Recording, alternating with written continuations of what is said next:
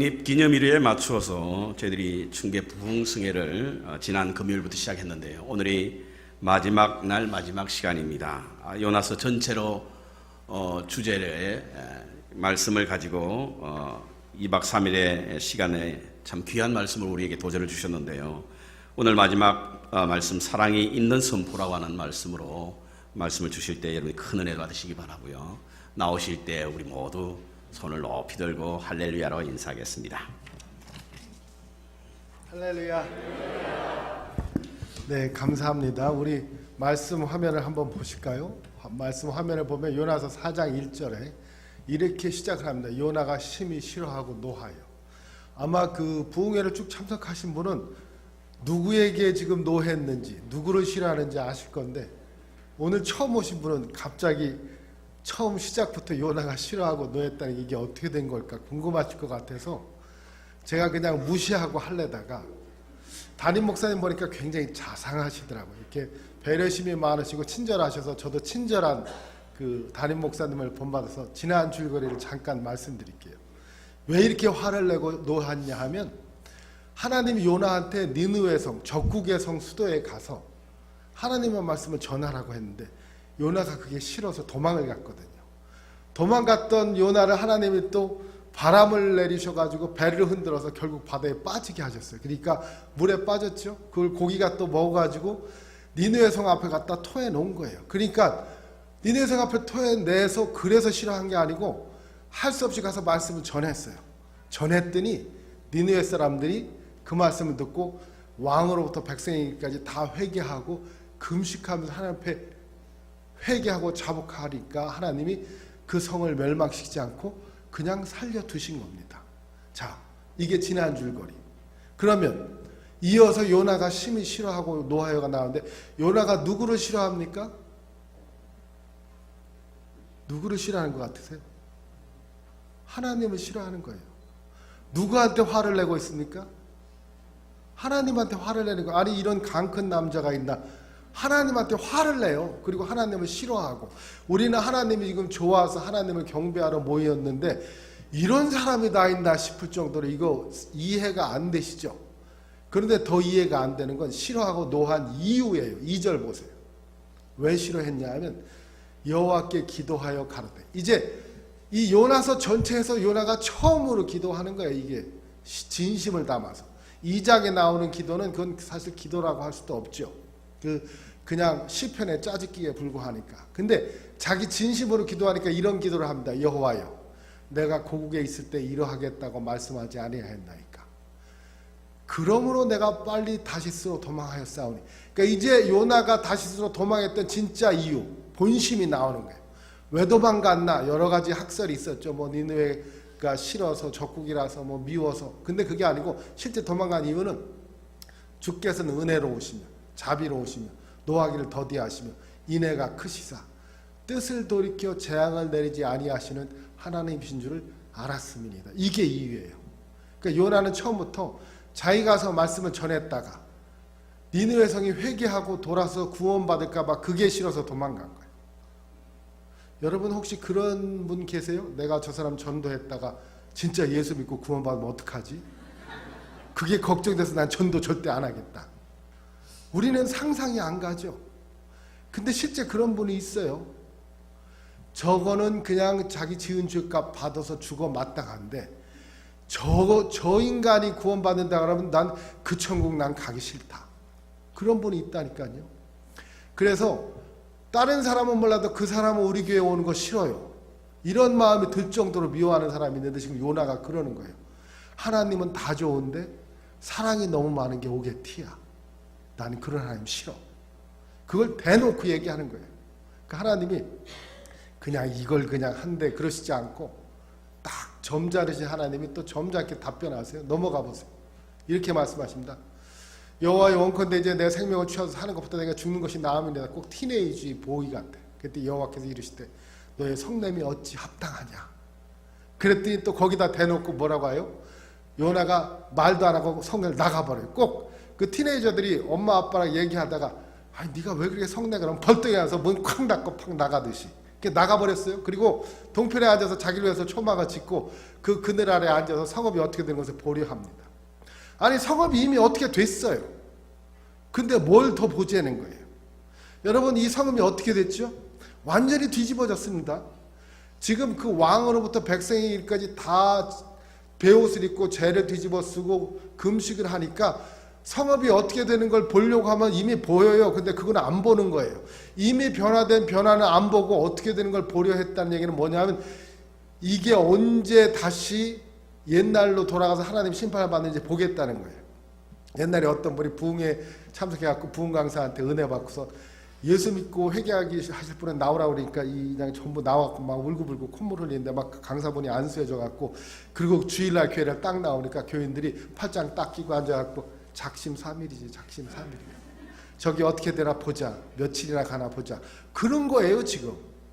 니느웨 네가 회개해? 어디 얼마나 가나 보자. 아예 집 짓고 앉아서 지켜보는 거예요. 내 이 녀석 망하는 꼴을 보고야 말겠다. 그러니까 사람의 마음이 얼마나 이 완악하고 고집이 심하면 그 인간 잘 되는 꼴을 못 봐. 그래서 나는 하여튼 집 짓고 기다리고 앉아서 망할 때까지 지켜보겠어. 이러면서 그 구원받은 걸 기뻐하지 않습니다. 그러니까 하나님이 그 요나도 긍휼히 여기 있어서 이런 일을 하십니다. 6절에 보면 하나님 여호와께서 박넝쿨을 준비하셨어요. 이 준비하다라는 단어는 앞에 물고기에는 예비하다라고 썼죠. 그래서 이 예비하다, 준비하다 이게 다 히브리어로 알레프 mem눈인데 영어로 말하면 어포인트. 우리 감리교 어포인먼트 시스템. 이 감리사님 와 계시지만 감리사님이 이종범 목사님 일로 파송하면 오시잖아요. 와서 이렇게 성실히 목회하시잖아요. 그러니까 하나님이 물고기를 파송하니까 물고기가 가서 자기 할 일을 했어. 벌려서 잡아먹고 토해내고. 이제 박넝쿨을 준비하니까 박넝쿨도 어포인먼트 받아가지고 가갖고 머리 위에 그늘을 만들었어요. 그 괴로움을 멍케합니다. 그러니까 하나님이 어포인트 하면 다 가서 자기 사명을 감당하는데 이 요나만 사명을 감당 안 하고 자꾸 도망가는 거야. 하나님 사랑이 많은 게 싫다고. 그랬더니 요나가 박넝쿨이나요 심히 기뻐했더니 요나 기뻐하는 거 여기서 처음 나옵니다. 맨날 승질만 내다가. 여러분 어떤지 모르지만 저는 이 구절을 읽으면서 참 많이 회개했는데 세상에 온 성읍이 회개하고 구원받은 거에 대해서는 기뻐하지 않다가 자기 머리에 그늘져서 시원한 건 기뻐해. 이 사람이 제가 여기서 제 모습을 봅니다. 그러니까 세상에 온 마을이 구원받은 건 기뻐하지 않으면서 교인들이 밥 사주면 좋아하고 뭐 이렇게 먹을 것 갖다 주면 좋아하고 조금 설교 잘한다고 그러면 좋아하고 그러고도 네가 목사냐. 제가 이 구절을 읽으면서 그런 생각이 드는 거예요. 그러고도 네가 하나님의 종이냐. 온 성읍이 뒤집어져서 구원받게 된 거에 대해서는 싫어하고 성내고 노하고 하나님한테 따지면서 자기 머리에 그늘 생기면 그건 좋아갖고 그냥 기뻐한 것도 아니에요. 심히 기뻐했어. 얼마나 자기중심적이고 이기적이냐 말이에요. 그러니까 하나님이 내게 축복해 주시는 거 그것만 바라다가 축복 주시면 할렐루야. 남이 구원받으면 저런 일이 어떻게 있나 그래 그 놀렐루야. 그게 너무 이 신앙의 이율배반이라. 그때 하나님이 그 기뻐하는 걸 보고 이제는 teaching moment 가르칠 때가 됐다. 그 다음에 7절 보니까 벌레를 또 어포인트 하세요. 하나님이 이게 이 파송 제도가 굉장히 성경적입니다. 그래서 벌레를 딱 파송하시니까 새벽에 박넝쿨을 씹게 해서 딱 시들어 버렸어요. 그러니까 벌레는 자기 사명 감당하고 어떤 때는 이렇게 씹어서 시드는 사명을 받은 그런 사람도 있습니다. 사실 그 사명 잘 감당한 게 다 이유가 있어요. 누구 깨우치려고. 그랬더니 8절에 해가 뜰 때 하나님이 이번에 뜨거운 동풍을 또 어포인트 하시네. 그러니까 하나님한테 어포인트 받았는데 이 받은 이 목사님마다 참 그 기프트 앤 그레이스가 달라요. 동풍은 뜨거운 거, 박넝쿨은 씹는 거, 아니 덮는 거, 이 벌레는 씹는 거, 그렇죠? 물고기는 삼키는 거. 그런데 이 동풍이 와가지고 머리를 쬐니까 요나가 혼돈하여 스스로 죽기를 구하여 가는데 사는 것보다 죽는 것이 내게 낫습니다. 굉장히 극단적인 성격이에요. 뭐 죽기 아니면 살기로 막 달겨드는 거예요. 그랬더니 하나님께서 또 말씀하세요. 9절에 친절하게 요나에게 이르시되 내가 이 박넝쿨로 인해 성남이 어찌 합당하냐. 그랬더니 내가 성내어 죽기까지 할지라도 합당합니다. 이야 정말 이 성격을 이 누가 고치겠어요? 그런데도 하나님이 또 성질도 안 내시고 또 조용히 말씀해. 10절에 그래 네가 수고도 안 했고 배양도 안 하고 하룻밤에 왔다가 하룻밤에 망한 이 방언골 내가 아꼈거든. 11절에 뭐라고 하시냐면 하물며 이 큰 성읍 니느웨에는 좌우를 분변치 못한 자가 12만 명이요 육축도 많이 있나니 내가 웃기는 것이 어찌 합당치 아니하니. 이제야 비로소 우리는 니느웨를 왜 자꾸 하나님이 큰 성읍 큰 성읍 큰 성읍이라고 그렇게 불렀는지 이해가 가는 거예요. 큰 성읍이 사이즈가 크다, 군사력이 강하다, 경제력이 강하다는 게 아니고 하나님 입장에서 보면 구원받아야 될 자가 많은 성읍이라는 거예요. 그래서 아낀다는 겁니다. 만 백성을 사랑하신 하나님, 제가 모든 사람을 사랑하신 하나님이라고 주제를 잡았는데 와보니까 모든 사람이 한문으로 하니까 만 백성이에요. 이렇게 만 백성을 사랑하신 하나님. 그렇다고 이 교회만 사랑하신 하나님이 아니고 니느웨도 사랑하신 하나님. 근데 그런 하나님이 12만 명의 좌우 분변치 못하는 아이들과 육축도 있는데 아끼는 게 어찌 합당치 않냐 이렇게 물어보시는 거예요. 그럼 하나님이 이렇게 물어보시면 요나가 뭐라고 대답하겠어요? 이걸로 끝이에요. 요나서 끝. 여러분 성경에 하나님의 질문으로 끝나는 성경이 이거 하나입니다. 하나님이 물어보셔요. 그러면 요나서는 끝났으니까 이제 설교 끝이냐 하면 그게 아니고요. 이제 우리가 답을 할 차례예요. 하나님이 질문하시면 답을 해야지. 하나님이 질문하셨는데 답을 안 한 사람이 또 하나 있습니다. 누가 있느냐면 누가복음 15장의 큰형. 우리가 보통 탕자의 비유라고 알려져 있는 누가복음 15장의 이야기는 많은 학자들이 이것을 탕자들의 비유 그럽니다. 왜냐하면 집 나간 탕자 있고 집에 있는 탕자가 있다 이거예요. 그래서 탕자가 둘이나 복수로 해야 된다. 집 나간 탕자는 갔다가 돼지우리에서 회개하고 돌아온 탕자. 그리고 돌탕.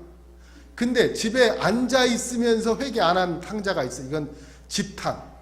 이 사람은 누구냐 하면 밖에 나갔다 들어오니까 잔치 소리가 들려. 이게 무슨 소리냐? 당신의 동생이 와서 아버지께서 너무 좋아가지고 이게 잔치를 벌입니다. 그러니까 아니 아버지께서 나한테는 염소새끼 한 마리 안 잡아주더니 탕자가 돌아왔는데 그 잔치를 베풀어 가고 씩씩대고 있으니까 아버지가 그 애 듣고 쫓아 나와갖고 얘 집에 가자. 아니 아버지 이럴 수가 있어요? 아버지 재산을 다 갖다 먹어 치운 저 아들 녀석한테 이게 배를 주고 나는 염소새끼 한 마리도 안 잡아주지 이럴 수가 있습니까? 내 집에 있는 게 다 네 거고 네 것도 네 건데 네가 왜 이렇게 승질내냐 들어가자. 그랬는데 그 말씀에 응답을 안 해요. 자 큰형이 어떻게 했을까? 성기가 안 나와 있으니까 여러분 마음에 어떨 것 같아요? 아버지 말씀 순종해서 따라 들어갔다 1번. 승질내고 그 자리에 서 있다 2번. 바깥으로 더 튀어나갔다 3번. 제가 이렇게 주관식으로 모르면 답을 잘 안 하셔가지고 어떻게 했을 것 같아요? 뭐 여기서 한 번, 2번, 1번 막 그러는데 3번이 제일 많네요. 그래도 지금 요나가 큰형의 모습과 오버랩 되지요. 나는 아버지를 위해서 죽도록 충성했는데 염소새끼 한 마리 안 잡아주더니 돌아온 탕자에게 잔치를 베푸신 하나님, 아버지의 사랑이 너무 큰 게 나는 싫어요. 니느웨는 세상에 그렇게 나쁜 악독이 하나님의 보좌에 상달됐다고 해서 가서 쳐서 외치라고 하더니 회개하니까 금방 돌이켜서 제왕을 내리시지 아니하시는 하나님이 나는 미워요. 지금 상황이 같이 갑니다.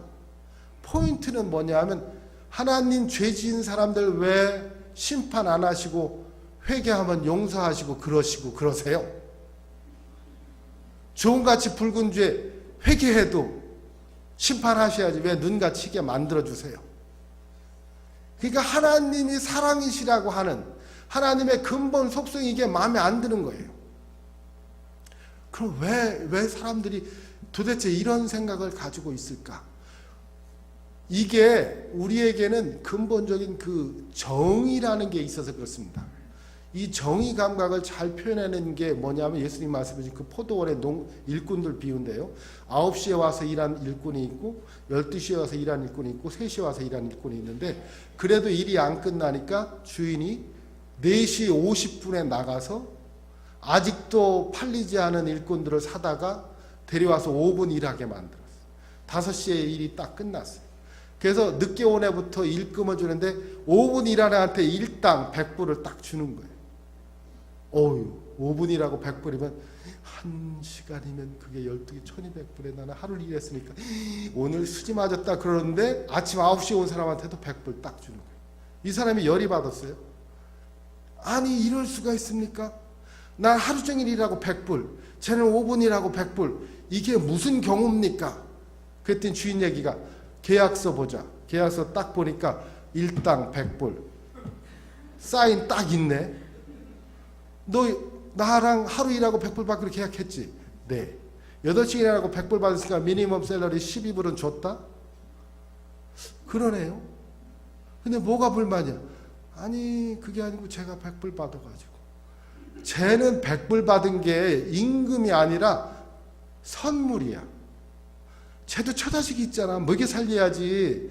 그러니까 임금은 1불도 안 되는데 99불은 내가 선물로 줬어. 내가 저 사람한테 선물 줬는데 네가 꼽냐?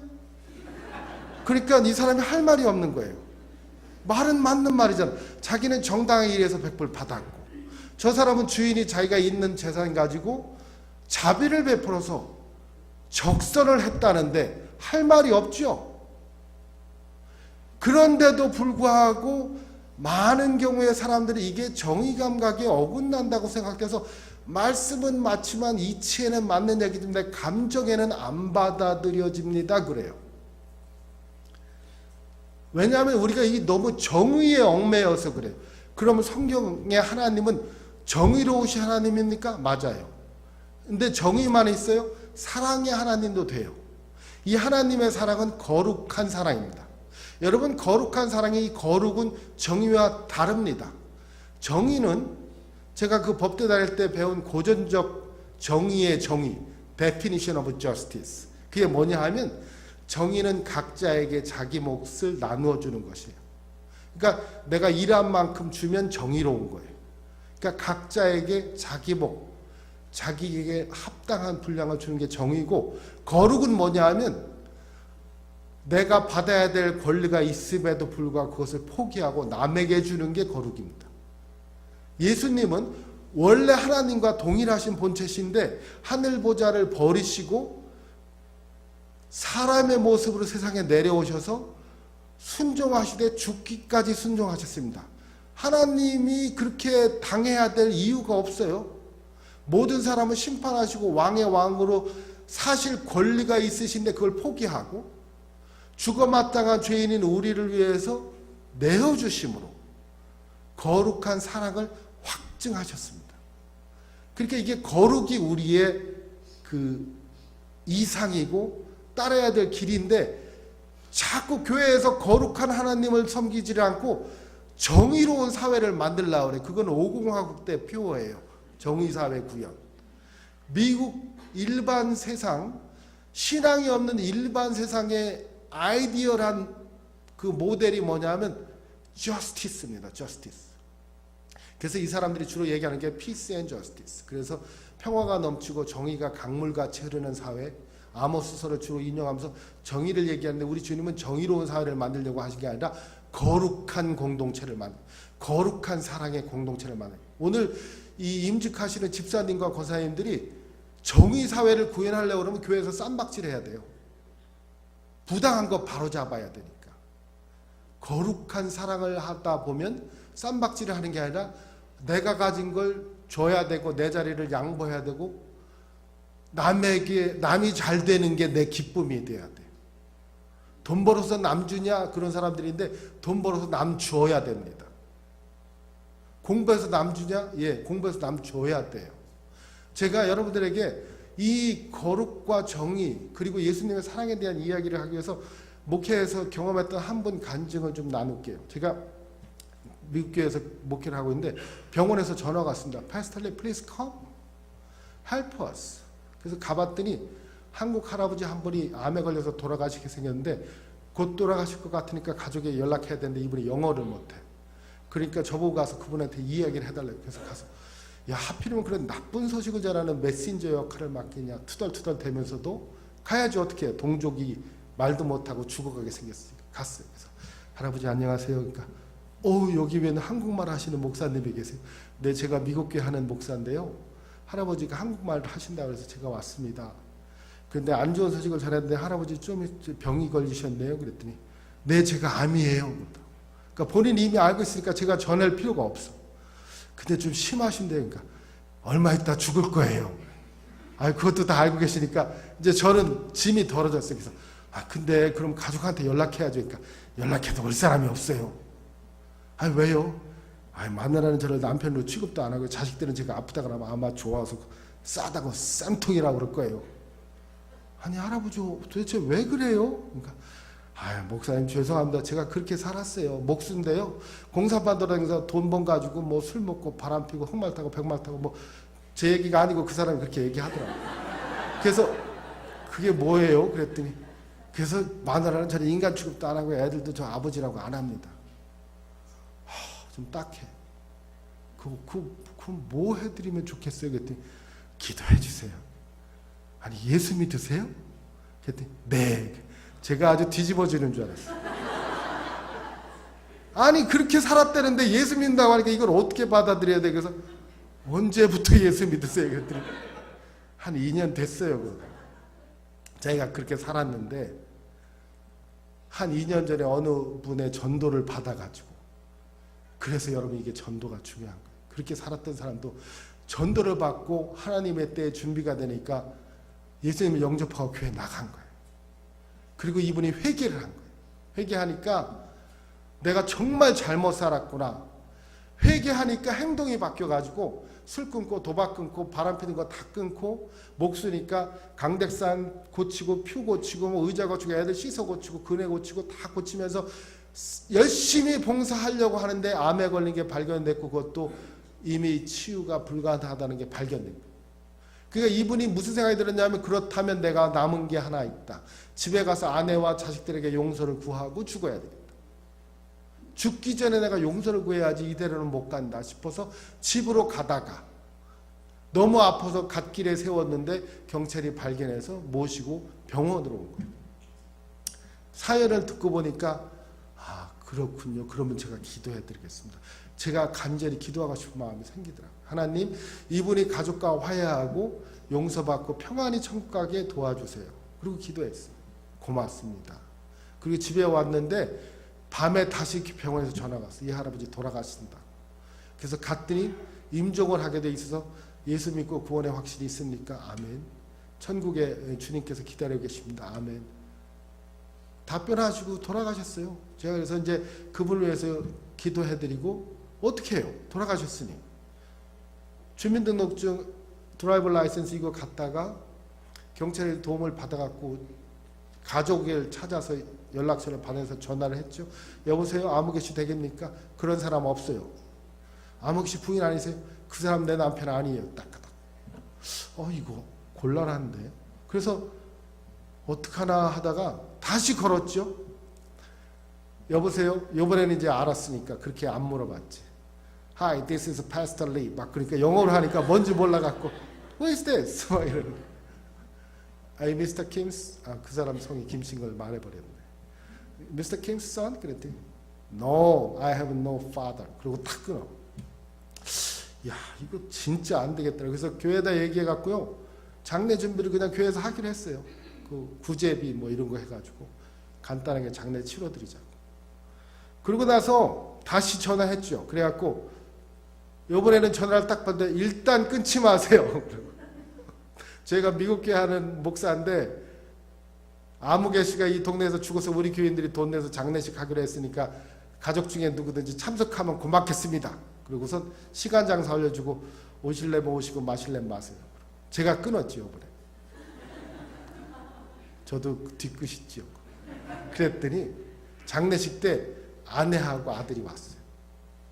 왔는데 얼마나 반가운지. 왜냐하면 그분의 소원이 화해였거든요. 그래서 이제 제가 이분이 이렇게 회개하면서 아내와 자식에게 용서를 구하려 가다가 죽었으니까 하나님이 이미 용서하신 이분을 당신도 용서해 주시기 바랍니다. 그게 이제 제 장례식 설교예요. 그랬더니 막 엉엉 울면서 그 인간 살았을 때 그 얘기 들었어야 되는데 막 그러고 우시더라고. 그렇지만 대신해서 들으셨잖아요. 그러고 나서 이제 장례 다 끝나고 나서 그분들이 교회에다 헌금을 해서 장례비 뭐 커버하고도 남게 많이 하셨어요. 그리고 갔는데 그 할아버지를 용서받고 구원받는 걸 보면서 제가 니느웨 백성은 생각하는 거예요. 아, 하나님은 누구나 사랑하시는데 아직도 구원받아야 할 사람이 있고 그런 분들이 회개하고 구원받아서 이렇게 하나님 나라에 갈 기회가 있구나. 근데 제가 이제 그분 돌아가신 저한테 그 하신 말씀이 하나 있어갖고 생각이 나는데 그분이 그래요. 목사님, 제가 젊어서 믿었으면 참 좋았을 걸. 늙어 믿은 게 한이 됩니다. 목수라서 제가 젊어서 믿었으면 혼자서 교회도 지어 바쳤을 것 같아요. 근데 이제 믿고 섬길만 하니까 죽으니 너무 한이 됩니다. 그래서 젊은 사람들이 있는 데 가면 꼭 제 얘기를 좀 나눠주세요 하고 부탁을 하고 돌아가셨어요. 그래서 제가 이 얘기를 나누는 거예요. 특히 집사, 권사, 임직하시는 분들하고 나누는 겁니다. 그분은 못 섬긴 게 한이 된대요. 젊어서 믿었으면 더 섬길 건데 섬길만 하니까 죽는 게 한이 된대. 여러분, 제가 그 얘기를 듣고요, 교회 와서 한참을 생각했습니다. 내가 교회에서 경험한 건 그게 아닌데 일말이 시키는 게 한이 된다고 그러던데. 보통 이제 설거지 하다 말고 확 그러면서 목사님의 저만 자꾸 이렇게 설거지를 시키세요. 내가 언제 시켰나? 자기가 했지. 근데 하여튼 일하는 게 짐이 된다 이거예요.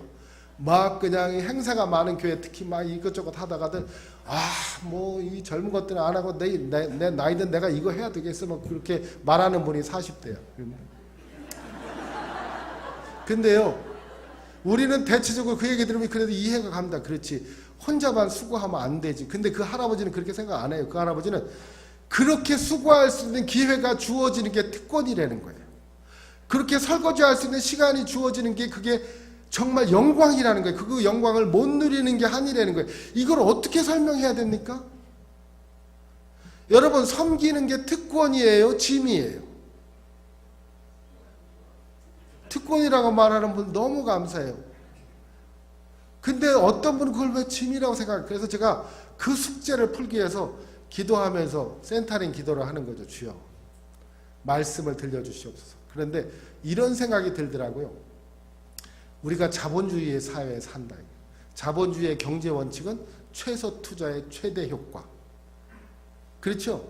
미니멈 익스펜스를 썼는데 맥시멈 프로핏이 나오는 게 이게 자본주의의 원리예요. 그런 분들은 어떻게 생각하냐면, 내가 전도 나가서 예수 믿으세요. 그러니까 죽기 전에 믿어도 천국 가요? 네. 그럼 죽기 전에 믿을게요. 이러고 살아서는 하고 싶은 거 다 할게요. 그런다고. 이분들은 자본주의를 철저히 믿는 분들이야. 그래서 그런 분들이 성경에서 제일 좋아하는 이상형, 십자가상에 달린 강도. 강도짓 하다가 죽기 직전에 예수님, 당신이 오늘 천국에 낙원에 들어갈 때 날 기억하여 주옵소서. 그래, 내가 오늘 나와 함께 낙원에 가리라. 구원 받았어. 야, 그렇게 몇 초면 받을 구원 뭐하러 일찍부터 교회 가서 권사되고 집사돼 갖고 봉사하고 헌금하고 그 고생을 하냐. 난 그 개고생 안 하겠다. 죽기 전에 믿겠다. 난 강도가 제일 좋아. 십자가상의 강도. 그분이 여러분들의 신앙의 모델이, 롤 모델이에요. 그러니까 이 정의관념에 딱 박힌 사람들은요, 가능하면 나는 조금 일하고 그냥 구원만 받으면 된다는 거예요. 사실 부흥강사들이 뭐 구원에도 등급이 있다, 천국 가면 개털모자도 있고 금관모자도 있다면 그건 아닙니다. 무슨 그렇다고 천국에 가서 뭐 황금길 깔린 그 집에서 살려고 갑니까? 하나님과 동행하려고 가는 거지. 그런 것 때문에 우리가 무슨 봉사하고 그런 건 아니지만 봉사가 즐거워서 하는 거예요. 그 할아버지 말에 의하면 섬길 수 있는 기회가 주어진다는 게 특권인데, 막판에 믿고 구원받은 게 꼭 뭐와 같은 느낌이냐 하면, 같은 돈 내고 영화관에 갔는데 남은 영화 다 보고 나오는데 자기는 디 엔드, 그거 보고 크레딧만 읽다 나왔다 이거예요. 그 영화 너무 궁금하다. 도대체 예수 믿은 기쁨이 뭔지, 예수 믿고 섬기는 즐거움이 뭔지, 나도 한번 그걸 경험해 봤으면 좋겠다. 드려도 더 드리고 싶고, 섬겨도 더 섬기고 싶고, 그냥 주님을 위해서 뭐 하나라도 하면은 좋겠다는 거예요. 근데 그 할 기회가 없어진 게 너무 억울하다. 목사님, 이게 한이 됩니다. 진작 믿을 걸. 이왕에 진작 믿고 집사권사 되신 분들, 그 할아버지 한을 좀 풀어주세요. 열심히 섬기시고 섬김의 기쁨도 누려보시고 헌금하는 기쁨도 누려보시고 봉사의 기쁨도 누려보시고 한번 주님 앞에서 풍성한 삶을 살아보세요. 헌금을 하는데도 제가 그 세탁소에 신방을 갔더니 무더운 여름날 이분이 다림질을 하다만 나를 보더니 갑자기 목사님 제가 이렇게 고생해서 번 돈을 주일날 100불씩 헌금해야 되겠습니까? 내가 언제 100불 하랬나? 그랬더니 이래요. 셔츠 한 장 달아야 10전 남는데 이 10전 벌어갖고 100불 하려면 1000장 달아야 됩니다. 제가 그 얘기를 들으니까 가슴이 철렁해요. 이 무더운 여름에 1000장 달아갖고 100불 헌금하기가 진짜 쉽지 않겠더라고. 그래서 그렇게 말씀드렸어요. 집사님 말씀 들어보니까 100불은 해야 되겠네. 무슨 말씀이세요? 그래서 아니 지금 들어보니까 그전에는 몰랐는데 100불이 집사님의 피와 땀이고 생명인데 그렇게 목숨 걸고 번 돈을 어디 가서 술 먹기는 아깝잖아. 그렇게 번 돈 갖고 명품 사기는 아깝잖아. 그 돈 가지고 차 업그레이드해서 좋은 차 타는 데 쓰기는 아깝잖아요. 생명과 차를 바꾸는 바보가 어디 있어요.